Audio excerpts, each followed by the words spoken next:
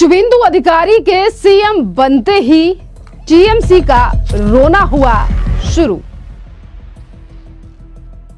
अभिषेक बैनर्जी ने फिर एक बार अपनी हार का ठीकरा इलेक्शन कमीशन पर फोड़ा।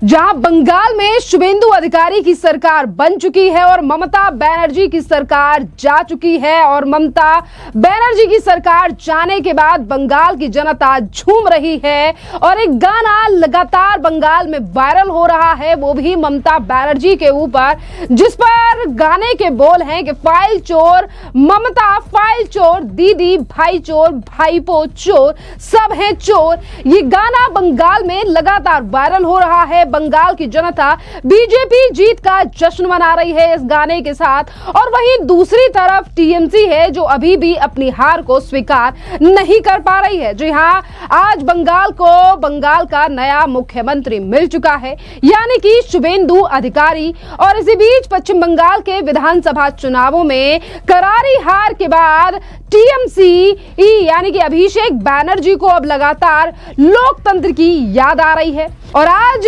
अभिषेक बैनर्जी ने सोशल मीडिया पर एक लंबा चौड़ा पोस्ट लिखा है और उसमें दावा किया गया है कि 30 लाख वोटरों को वोटर लिस्ट से हटाया गया, इलेक्शन कमीशन पक्षपाती था, ईवीएम में गड़बड़ी हुई और टीएमसी के कार्यकर्ताओं पर पोस्ट पोल हिंसा हो रही है। इस तरीके के आरोप आज फिर एक बार टीएमसी ने लगाए हैं, अभिषेक बैनर्जी ने लगाए हैं, जो अभी भी अपनी हार को स्वीकार नहीं कर पा रहे हैं, या हम कहें कि अब टीएमसी का रोना बंगाल में शुरू हो गया है। लेकिन अभिषेक बैनर्जी के द्वारा ये उठाए गए तमाम आरोप, जिसमें वो इलेक्शन कमीशन को जिम्मेदार ठहरा रहे हैं, ये कह रहे हैं कि हमारे कार्यकर्ताओं के ऊपर हमला हो रहा है।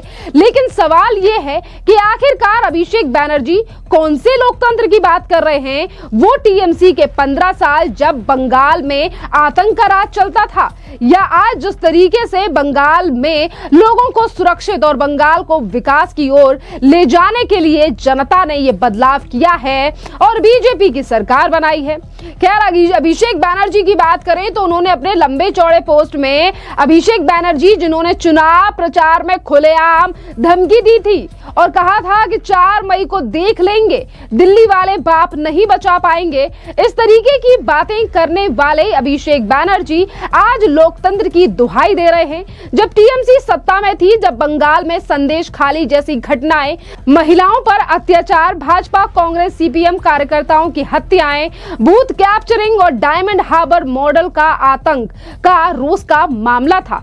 अब जब वहां सरकार बदल गई है तो ये कह रहे हैं कि हमारे कार्यकर्ताओं के ऊपर हमले हो रहे हैं। और इसी के साथ साथ आज जब जनता ने इनके भ्रष्टाचार, तुष्टीकरण, घुसपैठियों को शरण और विकास की लूट का हिसाब मांग लिया, तो अचानक से अब अभिषेक बैनर्जी को बंगाल का लोकतंत्र खतरे में नजर आ रहा है। और अभिषेक बैनर्जी ने अपने इस लंबे चौड़े पोस्ट के दौरान यह भी कहा है कि हमें सीसीटीवी फुटेज चाहिए और हमने मांग की है कि वीवीपैट की मांग की है। अच्छी बात है कि वो मांग कर रहे हैं, रिकॉर्डिंग्स मांग रहे हैं कि अच्छी तरीके से वोटिंग काउंटिंग हुई है कि नहीं है। लेकिन इससे पहले उन सैकड़ों मामलों में भी जवाब देना चाहिए अभिषेक बैनर्जी और टीएमसी के उन तमाम नेताओं को, जहां टीएमसी के गुंडों ने विपक्षी कार्यकर्ताओं को मारकर उन्हें घर से भगाने के लिए मजबूर किया था, क्योंकि यहां पर सिर्फ पक्षपाती बयान अभिषेक बैनर्जी ही दे रहे हैं।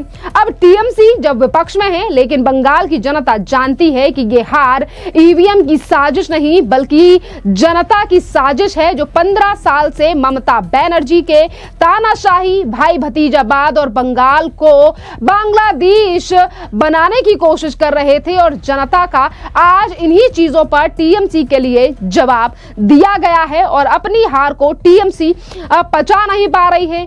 जहां एक तरफ ममता बनर्जी हैं जिन्होंने अभी तक अपने सोशल मीडिया अकाउंट पर पूर्व मुख्यमंत्री नहीं किया है, उन्होंने बस ये लिख दिया है कि वो कब से कब तक मुख्यमंत्री रही हैं, और वहीं दूसरी तरफ अभिषेक बैनर्जी हैं जो ये कह रहे हैं कि हम तो अभी तक अपने कार्यकर्ताओं के साथ खड़े हुए हैं, सबूत मांग रहे हैं कि हमारे लोकतंत्र कैसे हमारे कार्यकर्ताओं पर हमले हुए हैं, चुनाव आयोग जो है वो पक्षपाती है, उनकी वजह से ही बीजेपी जीती है।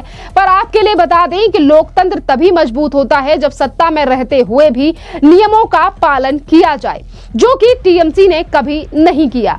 अब रोना धोना टीएमसी का शुरू हो चुका है, पर यहां पर जनता अब अभिषेक बैनर्जी के इस पोस्ट को लेकर यही कह रही है कि ममता बनर्जी हो या अभिषेक बैनर्जी, इन लोगों को रोना धोना बंद कर देना चाहिए और बंगाल की जनता के जनादेश का स्वागत करना चाहिए और इसे स्वीकार कर लेना चाहिए, क्योंकि बंगाल की जनता पिछले सालों से बदलाव चाहती थी, जो बदलाव आज बंगाल में आ चुका है। और बीजेपी के लीडर जो सवेरे ही शुभेंदु अधिकारी के शपथ समारोह में पहुंचे थे, उन्होंने ममता बनर्जी और टीएमसी के ऊपर बड़ा हमला बोलते हुए ये तक कहा कि टीएमसी संविधान पे तो भरोसा करती ही नहीं है। जरा सुनिए बीजेपी नेताओं का ये बयान। पश्चिम बंगाल, जहां से भारतीय जनसंघ और फिर भारतीय जनता पार्टी का जन्म हुआ, हमारे पहले राष्ट्रीय अध्यक्ष डॉक्टर श्यामा प्रसाद मुखर्जी कोलकाता के ही रहने वाले थे। उन्होंने इस पार्टी को बनाया था और उस समय आज़ादी के बाद बहुत आवश्यकता थी। आज हम सब के लिए बड़ा हर्ष का विषय है, हमारे प्रधानमंत्री जी ने ये तय किया था कि पश्चिम बंगाल में जब हम सरकार बनाएंगे तो हमारा गंगोत्री से गंगा सागर का संकल्प पूरा होगा।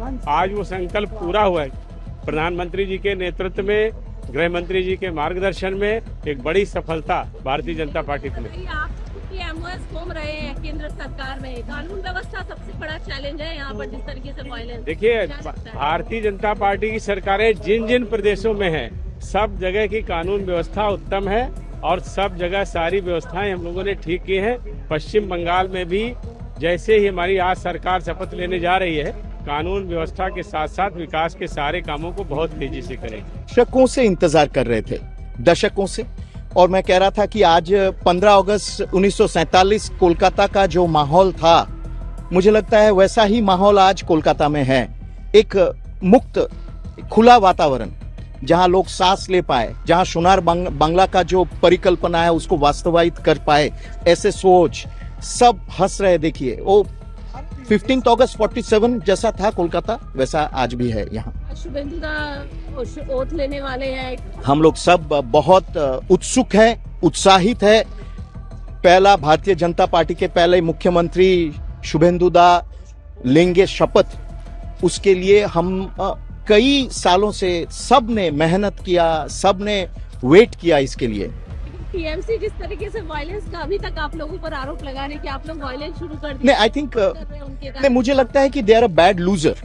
The TMC is a bad loser. ये ना संविधान में, हम तो पहले से ही कहते थे कि ना संविधान मानते हैं, ना देश के संघीय जो फेडरल स्ट्रक्चर है उसको मानते हैं। आज बॉयकॉट करेंगे। They are becoming irrelevant actually.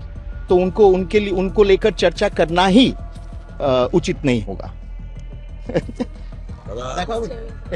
तो देखिए, बीजेपी अब लगातार हमलावर है अभिषेक बैनर्जी, टीएमसी और ममता बनर्जी के ऊपर। और ये तो बस शुरुआत है कि जिस तरीके से अब अभिषेक बैनर्जी संस्थाओं पर सवाल उठा रहे हैं, लोकतंत्र पर सवाल उठा रहे हैं, और अभी जब नई सरकार के द्वारा फैसले लिए जाएंगे तो देखना अहम रहेगा कि अभी तक जो अभिषेक बैनर्जी ये कह रहे हैं कि हम जनता के साथ हैं बंगाल की, जब बंगाल के ही विकास के लिए कदम उठाए जाएंगे अब नई सरकार के द्वारा, तो क्या इसका समर्थन करेगी टीएमसी या इसका भी विरोध किया जाएगा? खैर, इस पूरे मामले पर अब आपकी भी जो राय हो, आप हमें कमेंट कर जरूर बताइए। धन्यवाद।